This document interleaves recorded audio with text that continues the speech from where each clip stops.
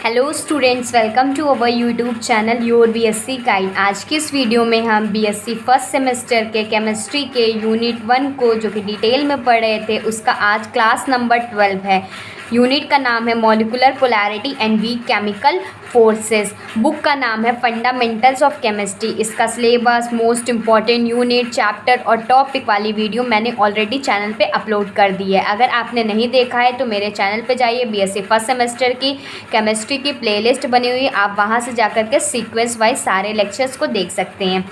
इसके पहले की 11 क्लासेस कंप्लीट हो चुकी हैं, काफ़ी इंपॉर्टेंट क्लासेस थी और मैं आप लोगों को सीक्वेंस वाइज ही पढ़ा रही हूँ। काफ़ी इंपॉर्टेंट चीज़ें जो इम्पॉर्टेंट था मैंने आप लोगों को बता दिया है। बाकी मैंने मोस्ट इम्पॉर्टेंट टॉपिक वाला बता दिया है कि यूनिट 1 में कौन सा मोस्ट इम्पॉर्टेंट टॉपिक आता है। फिर इसके बाद ये इसका लास्ट लेक्चर होने वाला है यूनिट 1 का।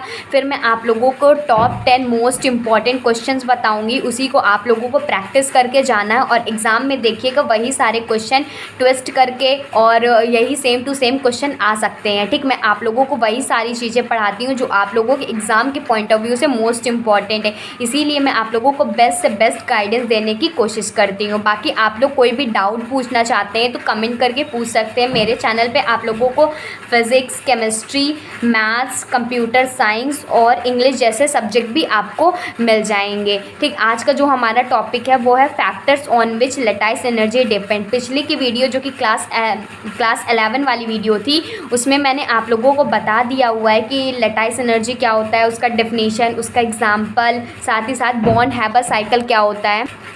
बॉन्ड हैबर साइकिल के ऊपर क्वेश्चन भी काफ़ी ज़्यादा बनते हैं, तो इसीलिए मैंने उसको बहुत ही डिटेल में अच्छे से बता दिया है। न्यूमेरिकल उससे बनते हैं, कैसे बनते हैं। बाकी मैं आप लोगों को मोस्ट इम्पॉर्टेंट बताऊंगी उतना ही लिखिएगा। बॉन्ड हैबर साइकिल के ऊपर से थ्योरेटिकल ही बनते हैं, बहुत न्यूमेरिकल 1-2 बनना चाहें तो उसके लैटिस एनर्जी निकालने के ऊपर बनते हैं। ठीक, बाकी और लेक्चर देख सकते हैं आप लोग, प्लेलिस्ट में सारी ऐड कर दी है। फिजिक्स, केमिस्ट्री, मैथ्स भी देखना चाहते हैं वो भी मिल जाएगा आप लोगों को। सारे यूनिट के मोस्ट इंपॉर्टेंट क्वेश्चंस भी मिल जाएंगे, लास्ट में पेपर एनालिसिस भी मिल जाएंगे। जो बच्चे नोट्स बना रहे हैं बहुत ही ज़्यादा अच्छा है, जो बच्चे नोट्स नहीं बना रहे हैं वो बाद में जाकर के पछताएंगे। स्क्रीनशॉट लेने से कोई भी फ़ायदा नहीं होने वाला है। लिखना तो आप लोगों के एग्ज़ाम में, चाहे आप लोगों का थ्योरेटिकल पेपर हो, चाहे आप लोगों का ऑब्जेक्टिव पेपर हो, मैं दोनों टाइप के क्वेश्चंस प्रोवाइड करती हूँ। और तो आप लोग नोट ज़रूर बनाते हुए चलिएगा, क्योंकि एमसीक्यूज़ में तो और डर रहता है कि एक गलत तो मतलब 1 मार्क्स पूरा डिडक्ट हो जाएगा। ठीक, आप लोगों का तो बाकी और भी किसी तरह का क्वेरी रहती है तो आप कमेंट करके पूछ सकते हैं, मैं उस टॉपिक के ऊपर भी वीडियो बना दूंगी। बाकी एग्ज़ाम टिप्स और ट्रिक्स के ऊपर, एग्ज़ाम टिप्स और ट्रिक्स की एक प्लेलिस्ट मैंने क्रिएट कर दी है। जैसे कि एग्ज़ाम में कॉपी कैसे लिखते हैं, बहुत बच्चे कंफ्यूज रहते हैं। 1 मंथ में प्रिपरेशन कैसे करनी है, जैसे कि 1 ही हफ्ता बचा है, 1 ही महीने बचे, 2 महीने बचे हैं, टाइम मैनेज कैसे करना चाहिए, पेपर पैटर्न कैसा आता है, तो वो सारी चीज़ें आप लोग मुझसे पूछ सकते हैं। तो मैं उसके ऊपर भी वीडियोज़ बना दूँगी, प्रोवाइड कर दूँगी और बहुत सारी वीडियोज़ मैंने ऑलरेडी प्रोवाइड करके रखा भी हुआ है। तो वीडियो को स्टार्ट करते हैं। फैक्टर्स, कौन कौन से फैक्टर है जिस पे लैटिस एनर्जी डिपेंड करता है। सबसे पहला जो फैक्टर है वो है चार्ज ऑन आयंस। आयंस के ऊपर कितना चार्ज है उस पे लैटिस एनर्जी डिपेंड करता है। जितना ज़्यादा चार्ज होगा आयंस पे उतना ज़्यादा हमारी लैटिस एनर्जी होगा। +2 का चार्ज होगा तो लैटिस एनर्जी ज़्यादा होगा, +4 का चार्ज होगा तो लैटिस एनर्जी और ज़्यादा होगा। तो पहला फैक्टर है चार्ज ऑन आयंस। ठीक, तो इसमें लिखेंगे ग्रेटर चार्ज। अगर हमारा चार्ज ज़्यादा होगा तो हमारा लैटिस एनर्जी भी ज़्यादा होगी। तो इसको एक मैंने ऐसे ही समझा दिया, लेकिन अगर आप लोग लिखेंगे तो आप लिखिएगा, सबसे पहले लिखिएगा चार्ज ऑन आयंस, फिर लिखेंगे the greater is the charge then the lattice energy is also भी ग्रेटर। ठीक, अपनी लैंग्वेज में बना करके लिख सकते हैं। बाकी मैं समझाने के लिए आप लोगों को समझा देती हूँ कि अगर चार्ज आयंस पे चार्ज ज़्यादा होगा तो हमारी लैटिस एनर्जी भी ज़्यादा होगा। दूसरा कौन सा फैक्टर है जो डिपेंड करता है, दूसरा है साइज ऑफ आयंस। क्वेश्चन में कभी कभी ये पूछ लेता है कि factors on which lattice energy depend, के on which factor lattice energy depend, इस तरीके से क्वेश्चन पूछ लेता है। सबसे पहले आयंस के चार्ज पे डिपेंड करता है, फिर साइज ऑफ आयंस, आयन के साइज पे भी लैटिस एनर्जी डिपेंड करता है। जितना ज़्यादा साइज होगा, लार्जर साइज़, जितना ज़्यादा साइज़ होगा लेटाइस एनर्जी उतनी ही कम होगी, क्योंकि इन्वर्सली प्रोपोर्शनल होती है। मैंने आप लोगों को बताया हुआ है लेटाइस एनर्जी का फॉर्मूला होता है Q1 Q2 बाई R होता है। Q1 Q2 क्या होता है? चार्ज होता है। चार्ज बढ़ा तो लेटाइस एनर्जी बढ़ा, क्योंकि डायरेक्टली प्रोपोर्शनल होता है। और साइज़ ऑफ आयंस की बात करें तो R क्या होता है? साइज़ होता है। अगर लेटाइस एनर्जी बढ़ेगा तो जो रेडियस है उसका साइज़ है वो कम हो जाएगा। ठीक है, 2 फैक्टर्स हो गए। फिर तीसरा फैक्टर क्या होता है? इलेक्ट्रॉनिक कन्फिग्रेशन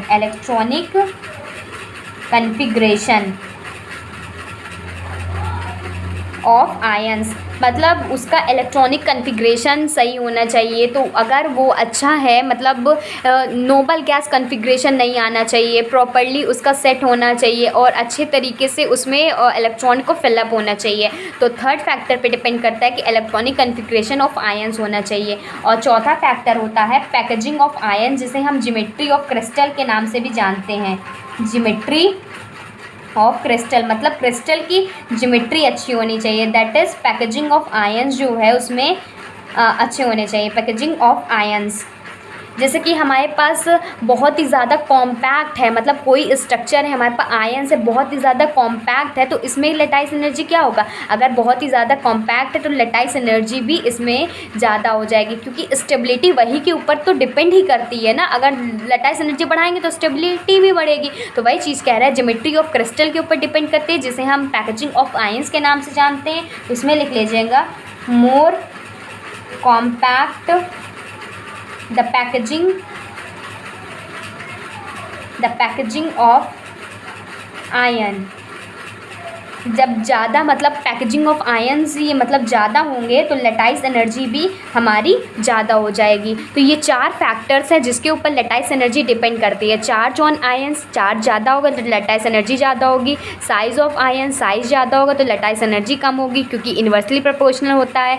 थर्ड है electronic configuration of ions. Fourth है geometry of crystal, that is known as packing of ions. अगर बहुत ही कॉम्पैक्ट स्ट्रक्चर होगा तो लेटाइस एनर्जी ज़्यादा होगी, क्योंकि इसमें स्टेबिलिटी का फॉर्म हो जाता है। फिर जो हमारा नेक्स्ट टॉपिक है इसमें आता है इम्पॉर्टेंस ऑफ लेटाइस एनर्जी। हमारी डे टू डे लाइफ में क्या इम्पॉर्टेंस है, क्या केमिस्ट्री में इसका क्या इम्पॉर्टेंट है, मेल्टिंग पॉइंट बॉइलिंग पॉइंट पे क्या इम्पॉर्टेंट पड़ता है, तो वो सारी चीज़ें हम देखेंगे। तो सबसे पहले लिखेंगे इम्पॉर्टेंस ऑफ लेटाइस एनर्जी में melting point boiling point, melting point and boiling point, इसमें क्या इम्पॉर्टेंस इफेक्ट पड़ता है। अगर जितना ज़्यादा मेल्टिंग पॉइंट और बॉइलिंग पॉइंट होगा तो उतनी ही ज़्यादा लेटाइस एनर्जी होगा। तो लिखेंगे इसमें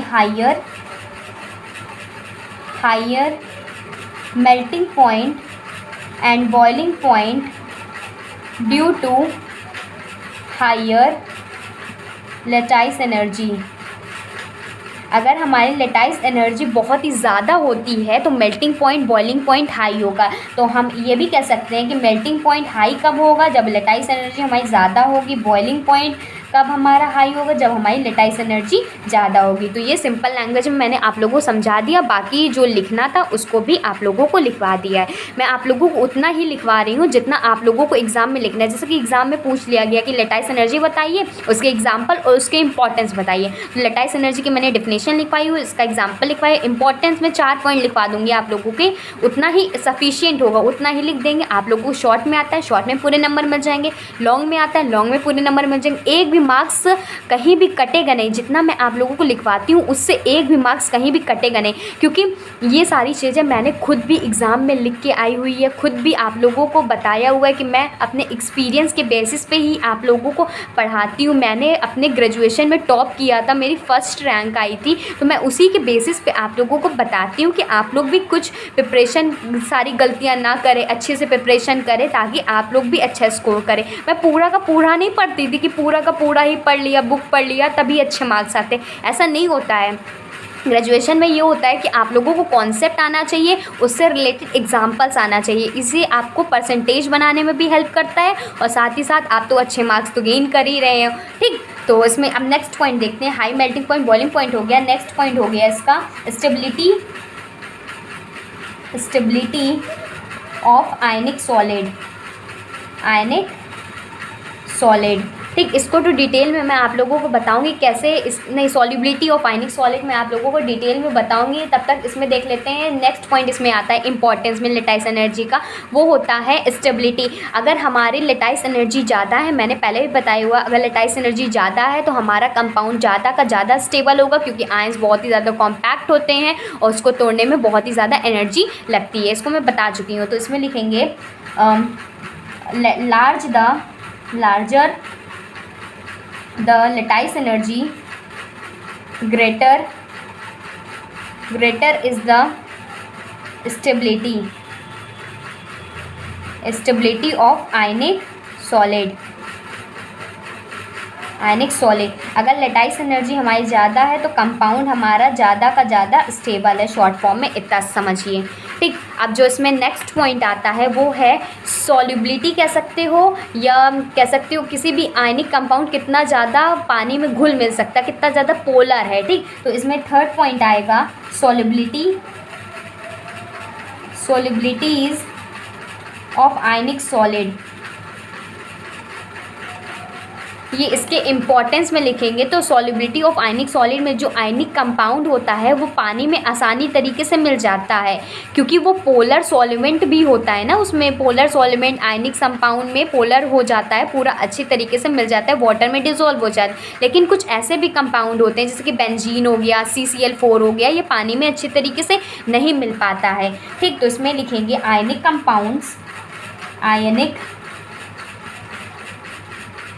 compounds are generally soluble in water and other polar solvent but insoluble in benzene and CCl4 etcetera.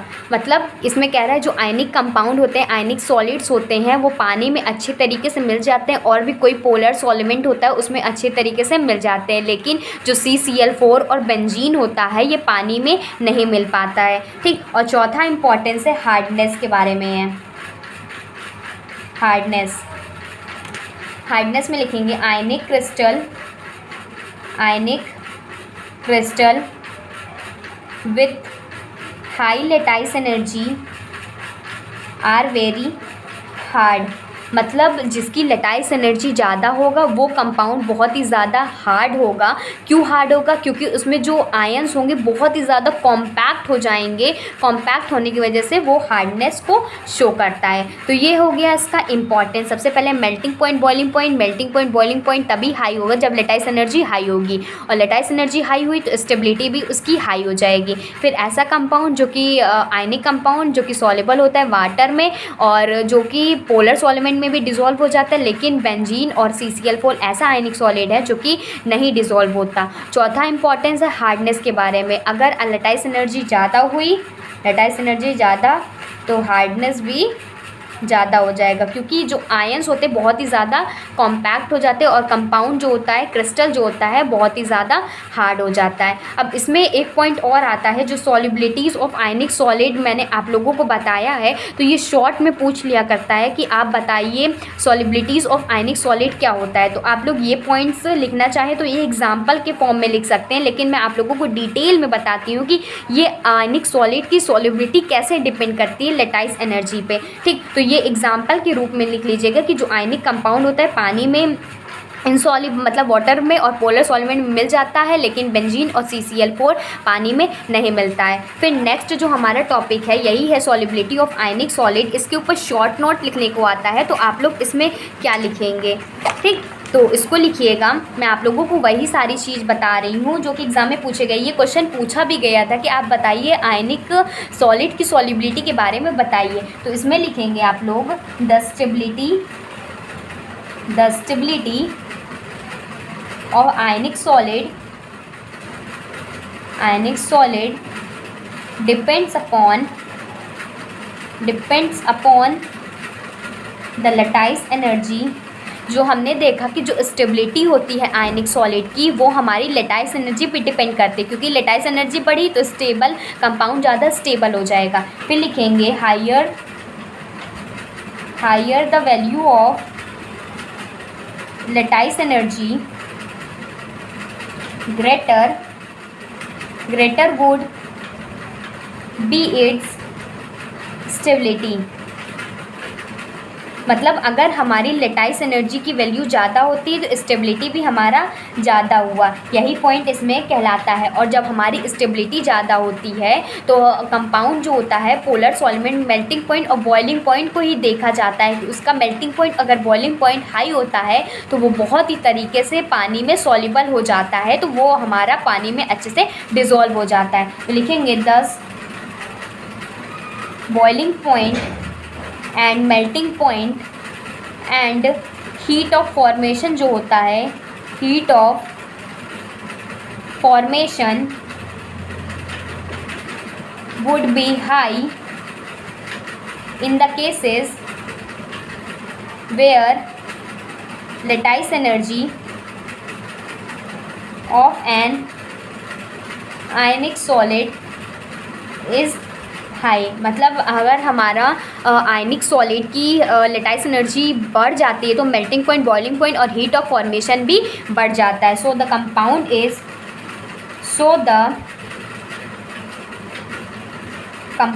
Is soluble in water and other polar solvent। ठीक, वो पानी में डिज़ोल्व हो जाता है और अदर पोलर सॉल्वेंट में भी डिज़ोल्व हो जाता है। तो ये हो गया हमारा पूरा सॉल्युबिलिटी ऑफ आयनिक सॉलिड। इसी के साथ यूनिट 1 ख़त्म हुआ, अच्छे से लेक्चर कंप्लीट हो गए। यूनिट 1 के 12 लेक्चर बने थे और काफ़ी ज़्यादा इम्पॉर्टेंट है, आपने इसको नोट डाउन करना है, कर लीजिए।